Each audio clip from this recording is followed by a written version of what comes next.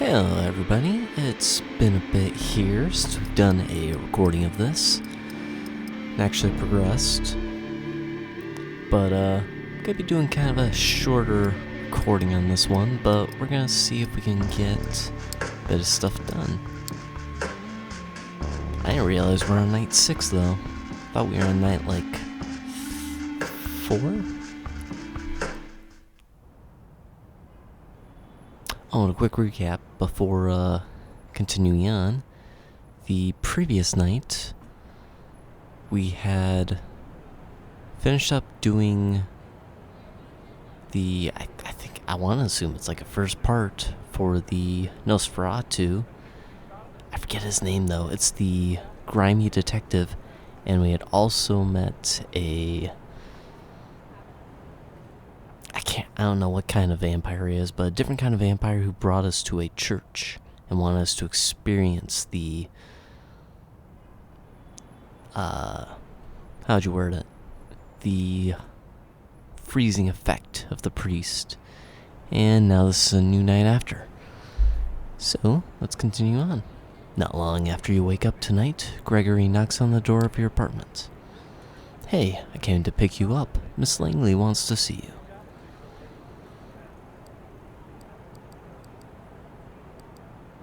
Do you know what she needs me for? I'm in no position to ask. He smiles politely. The car's waiting. Shall we? You wrestle with the same thoughts as a few nights ago. Maybe you should just leave. Disappear. Let Sophie find somebody else to employ. But then you remember the anarch thug being cut down by Kadir and how close you were to the same fate not even a week ago. And that might still happen if you step out of line. You follow suit. As with your previous visit here, Sophie seems not entirely present when you enter. Her eyes are locked onto one of the paintings in the... Oops, my bad. In the corner or on the wall. You're pretty sure it was here earlier, but she's behaving as if she's seeing it for the first time in her life, entirely entranced. Gregory clears his throat. Sophie turns to the both of you, a bit of irritation in her countenance that soon gives way to a pleasant, warm smile. You're here. Excellent. Thank you, Gregory. Her driver leaves and she turns her attention to you. I hope you had a good few nights and made some new acquaintance, but I have to say, I'm happy to see you, Koda. Thank you for coming. The change of mood in the room is so sudden and startling it makes you consider the true power of vampiric charisma. Rationally, you know you're being manipulated, but you don't even care. Her eyes, her emotions, her entire body language all feel 100% genuine and expressing legitimate interest in you and your well-being. I have a request for you this night. I need you to find somebody for me and make a delivery. She points to the statue at the side of the room. You notice a plain-looking flash drive lying on the edge where the inanimate archer's bow touches the pedestal. The man you'll be looking for calls himself Kaiser. He has eyes and ears all over New York, and it's rare for something to happen here without his knowledge. I'll need you to take this flash drive and bring it to him. In exchange, he will give you an address, which I need to know as soon as possible. You're about to ask what's on the drive, but Sophie proves to be one step ahead of you. Oh, don't worry about the contents. They are encrypted, a precaution for if the data falls into the wrong hands, but it won't, correct? She gives you a smile that just a handful of nights ago would make you feel like melting. Oh, and Koda, Kaiser's a Nosferatu. That twisted, deformed lineage of kindred, he is old, and his age has made him even more paranoid than others of his clan tend to be. He holds many havens and changes them often. From what I've gathered, he or one of his servants should be found at the park on Coney Island tonight. You have to identify them somehow. I'm told Kaiser has spent many of his nights these past few years being driven around the city in a black limo. Maybe keep an eye out for it. That smile again, but much shorter.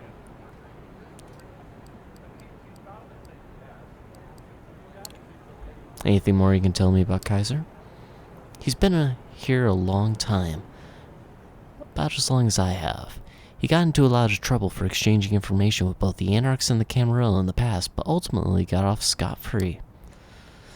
Kaiser's web of information proved to be strong enough to shield him from the consequences of playing both sides. Some say that's the best proof of his abilities. In any case, be careful when talking to him. He's very particular about everyone's etiquette except his own. Good night and good luck. She flashes one last smile at you and turns back to the painting, clearly done with the conversation. You pocket the flash drive and head out toward Coney Island. It takes you the better part of an hour to reach the lights and sounds of the Coney Island amusement park from the city. The drive is almost pleasant this time of night. Thank God for Belt Parkway. There are plenty of people here tonight, but nobody who stands out as traveling purveyor of secrets. That again, if they did stand out, it would be kind of pointless, right? Nothing to do but figure out the right approach.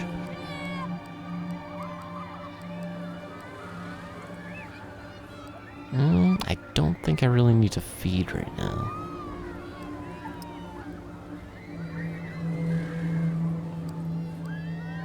Let's search for signs. There are plenty of nooks and crannies to investigate around here, but if Kaiser frequents this area, there has to be some kind of clue to grab onto, right? Spend a good hour snooping around, eyes peeled for the black limo Sophie mentioned, or any sign that a Nosferatu, or any vampire, has their haven around these parts. Zilch. Annoyed, you turn back toward the lights of the amusement park, only to find a man standing in your way. Wearing an oversized jacket, he had the air of a junkie or dealer about him. Who knows what he's got in those pockets? You lost? I don't know this guy.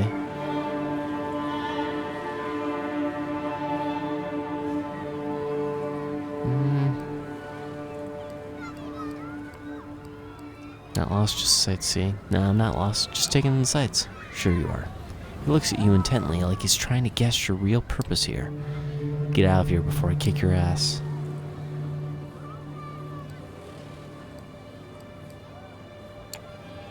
You're asking for it, don't push me.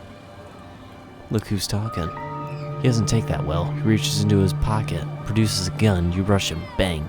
Bullet hits you in the arm, goes out the other side. It hurts, but what would be a debilitating wound for a mortal is just a nasty scratch for you.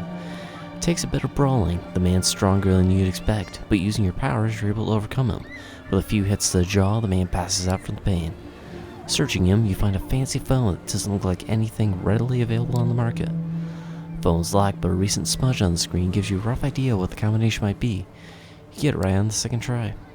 There's just one number in the phone book, unlabeled. You dial it and hear someone pick up. The voice is like a rusty pitchfork scraping against gravel. Jackie, you're messing up my snuff session here. Better be something big.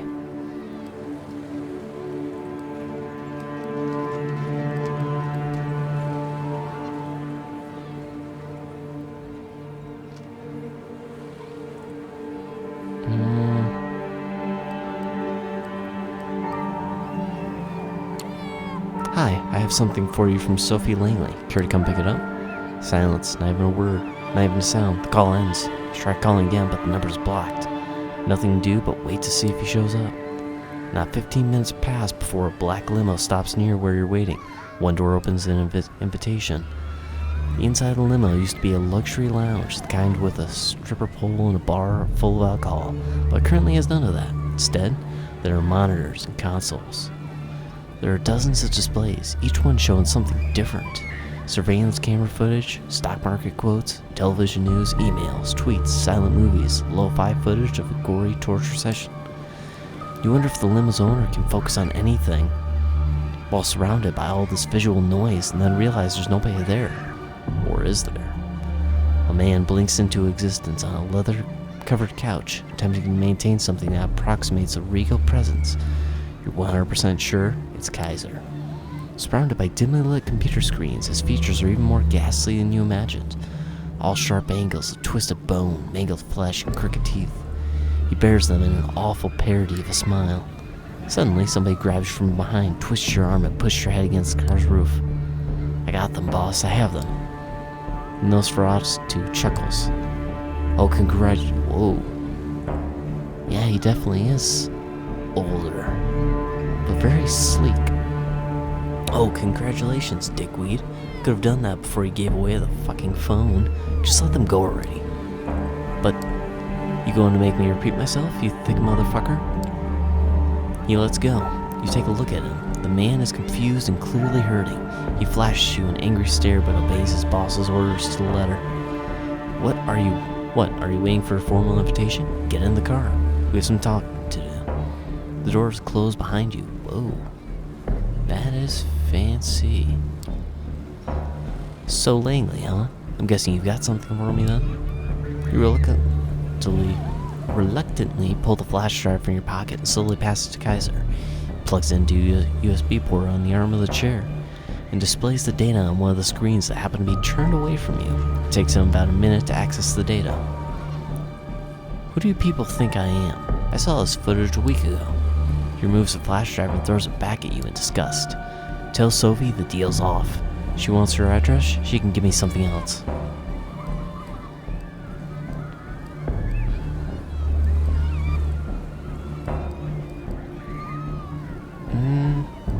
I don't know what it means on these being red and this one white.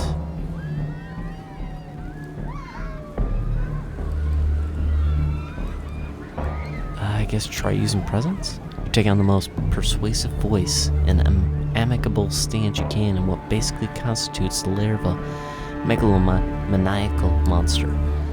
Come on, man. Don't send me back empty-handed. Take the data and honor the deal. It'd mean a lot to me. The sound Nosferatu produces is supposed to be laughter, you think. You're pretty sure he'll fall over and die at any second if it's anything other than that.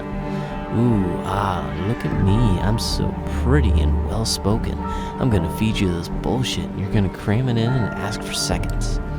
Who the fuck do you think you are? You know what I should do to you for trying to pull that trick on me?